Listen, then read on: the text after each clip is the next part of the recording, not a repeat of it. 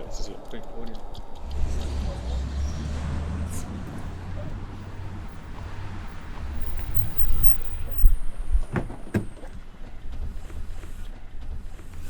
Hello.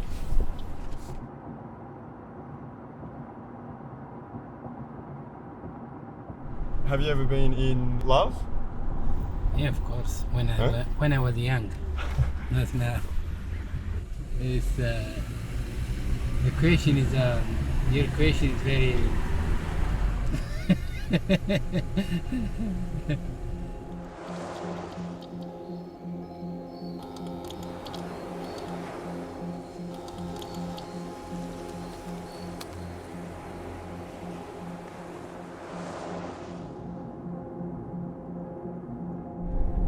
Yeah, one time. 10 years before. I think the true love happens one time in life when you don't have sense.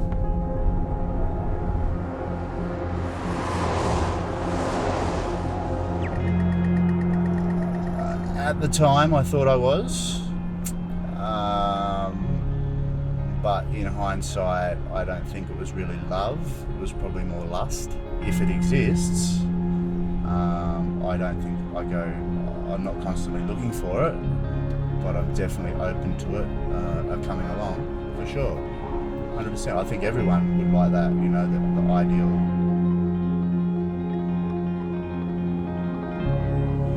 I suppose at the moment I'm not in a relationship, so I'm working. You know, I'm just to get out of it. You know, I'm just working. You know, a lot of hours. Working a lot of hours.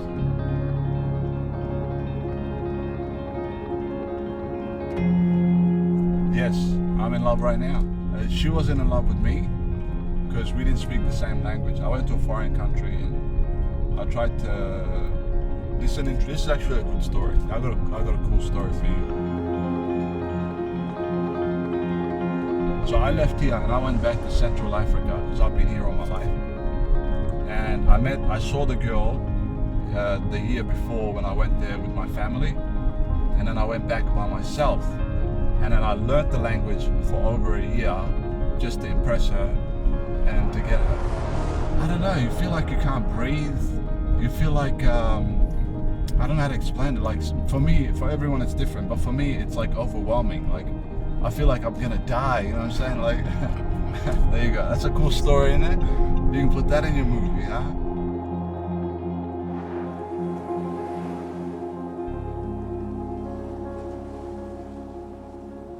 How about I tell you a story? In 1980, 81 it must have been, I went to a nightclub in the city of Melbourne. And at this club, there was 3 levels. Bottom level there was like a dance floor with a band room. So they stopped the disco music sound and put on this live band. And the band played, and they were really playing well, and it was good. So at the end of it, they came off, and the lead singer of the band was at the bar having a drink with 2 other girls. And I said to him, "Can I buy you a drink?" And I think I bought him like a scotch and coke back then or something like that. I remembered like he had like the long wavy hair, and I remember he had really bad acne on his face. And I said, "Hey, you were really good tonight." And he said, "Really?" Like jumping like in awe, like someone's been listening to my music. I said, yeah, you're really good." And he goes, "Thanks, man, it means a lot to me." And then he asked me a question. He said, "What did you like about it?" And I said, well, you were very passionate and you were in the moment, you gave it all. I said, "But, if this music thing doesn't work out for you, because obviously he was young as well, in his 20s. I said, yeah, have you got like another job you can do part-time? Or have you thought of something else, another career?" And he goes, "No, man, I'm going for it."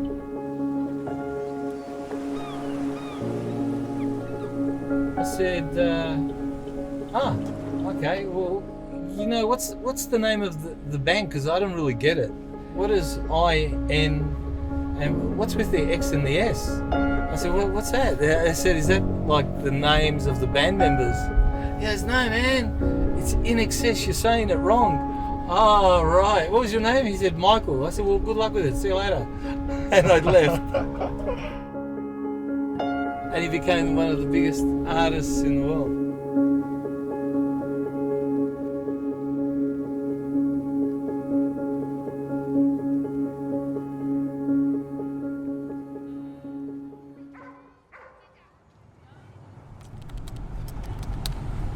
Saddest moment of my life that I can remember, I think, was when my mother left my father and walked out on us as children. I was about 4 years old, but I remember it vividly, and it had a massive effect on me. It took me a long time to deal with that and get over it. It left a massive hole in my life. I just felt very unwanted. And you know, as you do when you're a young child, you think it has something to do with you and all those other things.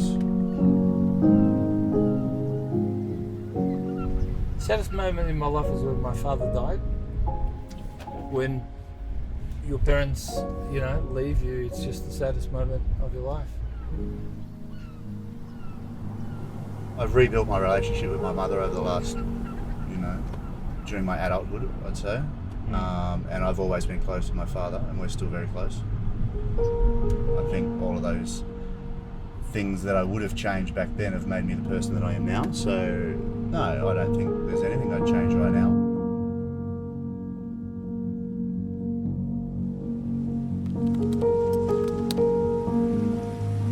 For me, the meaning of life is what you can give to others, like social work. Like people's matters a lot for me. Humanity matters a lot for me.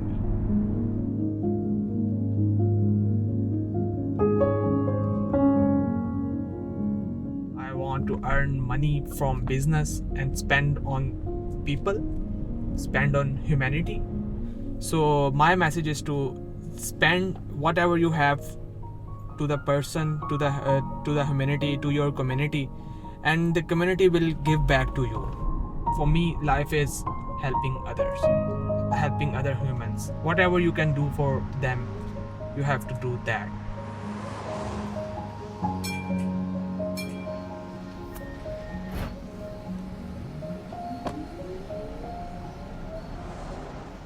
The meaning of life. It's simple. I actually think about this shit like a lot. Do you have kids? No. Oh, then I can't explain it to you.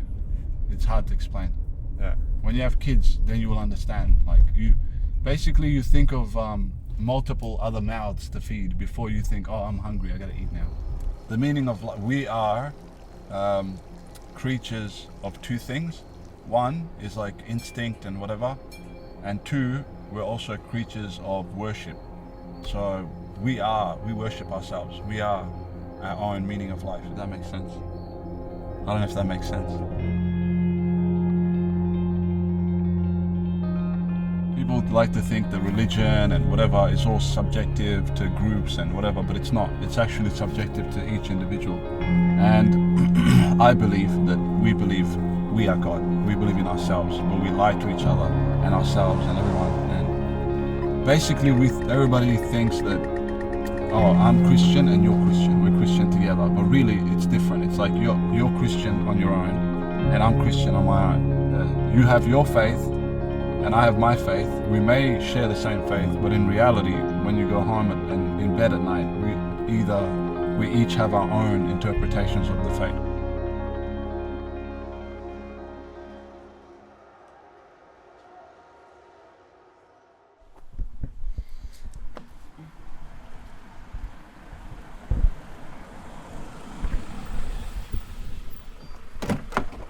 How you going, guys? Good.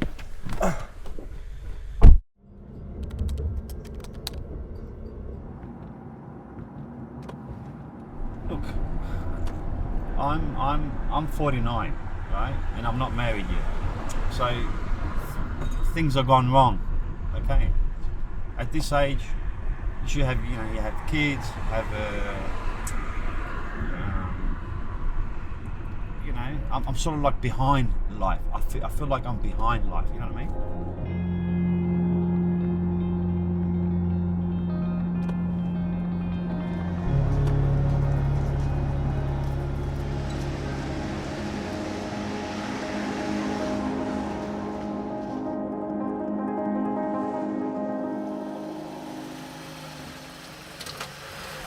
Yeah. So what's happening now, guys? Yeah. I don't know if you want to film this. Wait a second. I just a short thing, right? Sure. I'll complete the trip here. The thing is, I'm doing the wrong thing. Okay, I'm not in a relationship because I'm doing the wrong thing. I'm working maybe 16 hours a day, 15 hours a day. You know.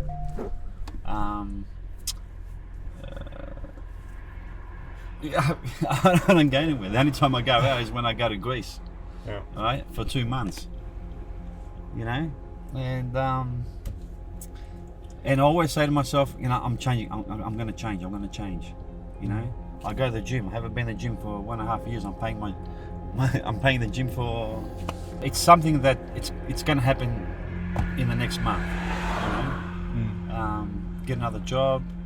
You know, I love driving. I love driving. You know, but yeah, the negative is you don't have time for a relationship. You know what I mean? Because you're out there driving all the time. This is not right. We shouldn't be doing this. I should be enjoying my life, not working all day. You know.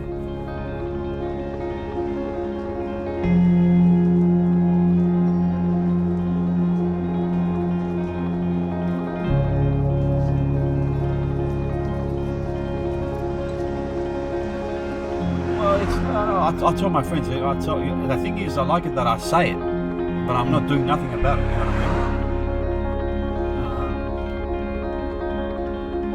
mean? You have to get out of this job to change, you know? And I feel sorry for people that have families. I don't think they see their families when doing this job.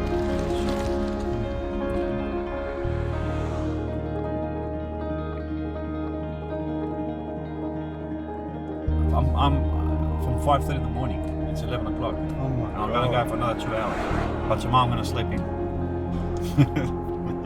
You know? Yeah. You've arrived at your destination.